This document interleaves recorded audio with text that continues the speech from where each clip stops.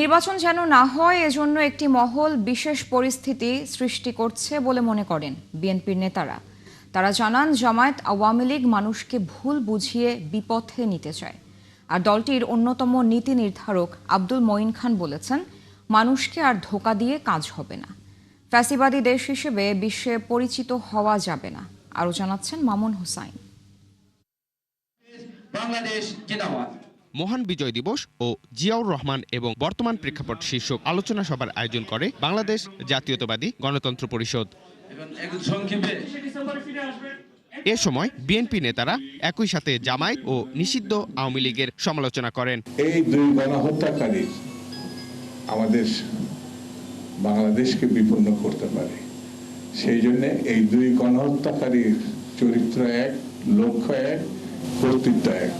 ভালো মানুষের চেহারা নিয়ে যদি আমাদের মধ্যে তারা অবস্থান করার চেষ্টা করছে, কিন্তু সতর্ক থাকতে হবে। ফ্যালকন অ্যালুমিনিয়াম মাল্টিলেয়ার অ্যানোডাইজড হওয়ায় সম্পূর্ণ স্ক্র্যাচ প্রুফ। Falcon aluminium. তারা মনে করেন, জাতীয় নির্বাচন বানচাল করতে এখনো একটি মহল চক্রান্ত করছে।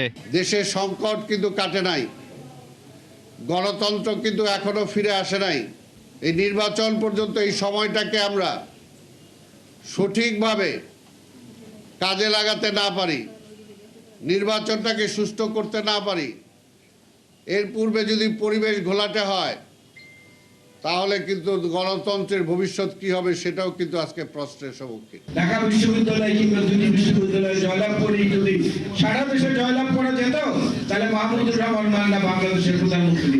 আরেক অনুষ্ঠানে বিএনপির স্থায়ী কমিটির একজন সদস্য বলেন, নির্বাচিত সরকারি সংস্কার সম্পন্ন করবে। ভবিষ্যতে যারা নেতৃত্ব, আমি বিশ্বাস করব তারা জাতিকে এই আশ্বাস তারা দিতে প্রস্তুত যে আগামীতে বাংলাদেশ সৃষ্টির পিছনে যে দুটি গুরুত্বপূর্ণ যে উদ্দেশ্য এবং আদর্শ ছিল সেটি তারা বাস্তবায়িত করবেন।